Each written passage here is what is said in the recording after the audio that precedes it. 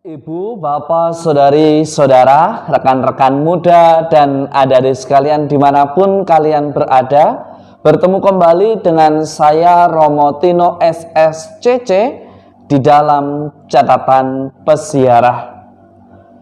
Di dalam perjalanan hidup hendaknya kita berani memberikan diri agar hati kita dituntun dan lidah kita dibimbing oleh Roh Kudus. Sehingga di dalam lembaran kehidupan kita tidak menjadi pribadi yang mudah berkata-kata tetapi tidak melakukannya, yang mudah mengejar ketenaran dan menjadi terkenal karena viral, tetapi bukan karena kualitasnya. Sebagai orang beriman, Anda, saya, serta kita semua ditantang untuk menjadi terang yang berpegang pada firman-Nya.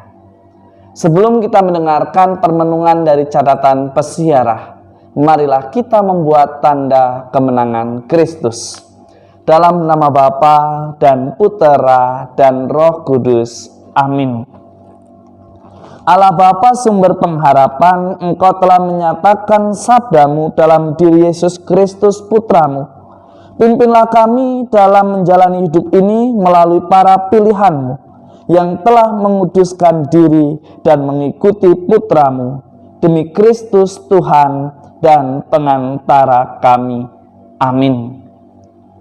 Ibu, bapak, saudari, saudara, rekan-rekan muda, dan adik-adik sekalian yang terkasih di dalam Yesus Kristus, pada era pasca kebenaran, ada begitu banyak orang melakukan perbuatan-perbuatan yang mungkin tidak masuk dalam logika kita hanya karena mengejar ketenaran, hanya karena supaya viral dan dikenal banyak orang, meskipun terkadang langkah yang diambil melukai banyak orang, menipu, membuat orang sakit hati, dan juga membuat banyak orang menjadi enggan untuk mempercayai kebenaran itu sendiri.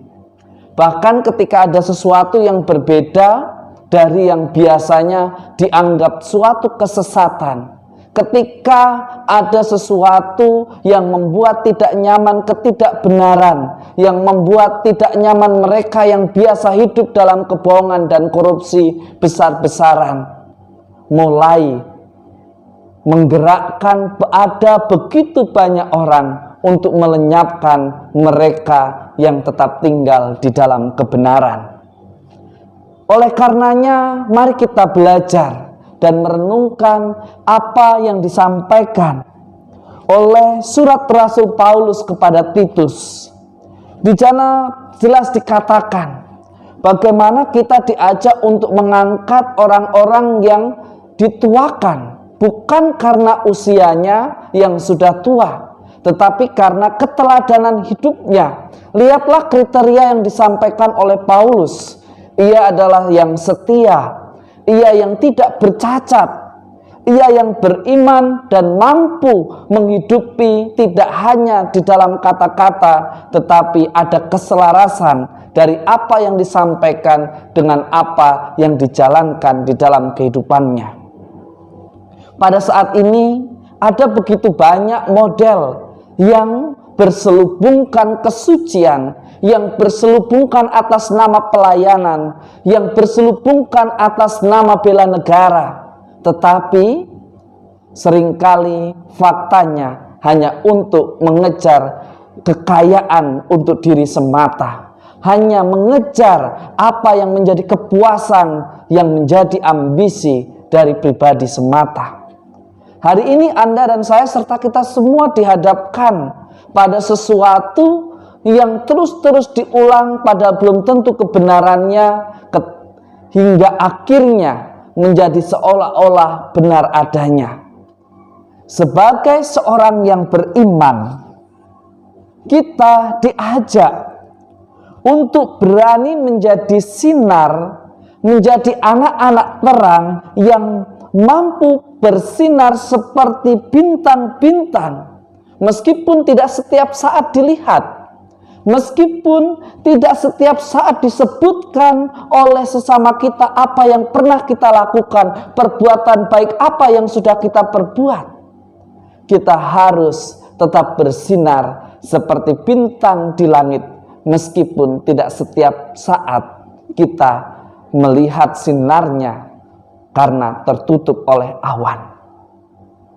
Sebagai orang beriman, Anda dan saya serta kita semua ditantang. Bagaimana kita untuk selalu berjuang, bukan menjadi pembawa petaka, bukan menjadi provokator, tetapi kita menghindarkan segala penyesatan dan menghindarkan dari segala kebencian dengan menghadirkan hidup yang selaras antara perkataan dan perbuatan. Pelayanan tidak melulu berbicara soal pewartaan kerajaan Allah dan doa di gereja ataupun di rumah, tetapi mengenai nilai kekatolikan yang secara nyata yang kita hidupi di dalam menapaki persiaran hidup di dunia ini. Jangan sampai kita jatuh dan hidup seperti orang-orang Farisi pada zaman Yesus dahulu, yang selalu sibuk ingin menjadi yang pertama, tetapi dia tidak melakukannya, yang hanya menunggu ada sesuatu yang salah, lantas dia mengkritik dan ingin menunjukkan kebenaran seperti apa yang dipikirkannya. Padahal dinamika gereja yang hidup, bertumbuh, berkembang, dan berbuah ketika di dalamnya ada begitu banyak orang yang bisa dituakan dan dijadikan panutan. Orang yang dituakan dan dijadikan panutan itu tidak melulu orang yang senior, karena terkadang senioritas menutupi sifat kekanak-kanakan yang seringkali justru menghambat suatu perkembangan hidup menggereja, suatu perkembangan hidup bermasyarakat maupun bernegara. Ada begitu banyak orang ingin dianggap orang paling senior, tetapi sayang tidak pantas untuk dijadikan sebagai pribadi yang menjadi panutan, yang menjadi terang, dan menjadi seperti bintang. Seringkali kita mengukur senioritas orang itu karena tingkatan usia ataupun jabatan. Tetapi beranikah kita untuk melihat seperti kriteria yang disampaikan di dalam surat Rasul Paulus kepada jemaat di Titus, kepada Titus?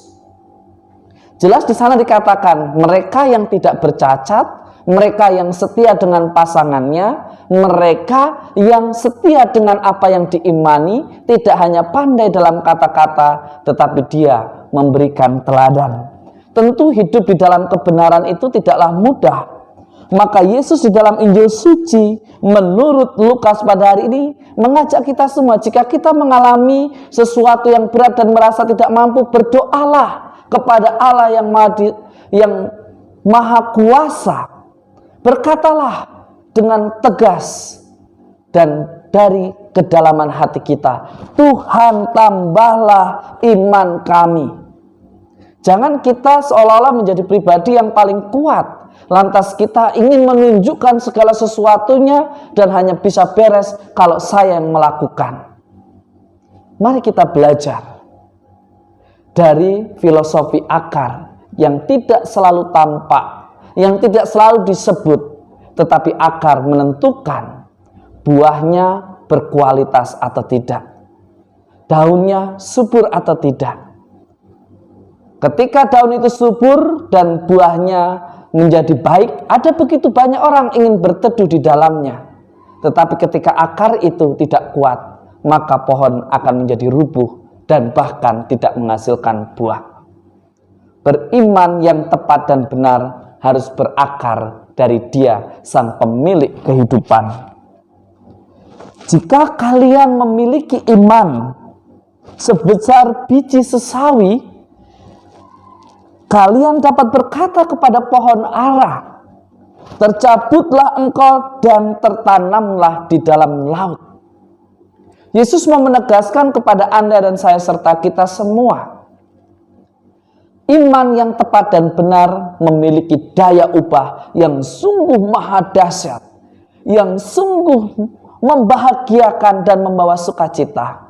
Beranikah kita pada awal pekan ini menghidupi spiritualitas sahabat seperti bintang di langit yang senantiasa terus bersinar meskipun sinarnya tidak setiap saat bisa dilihat?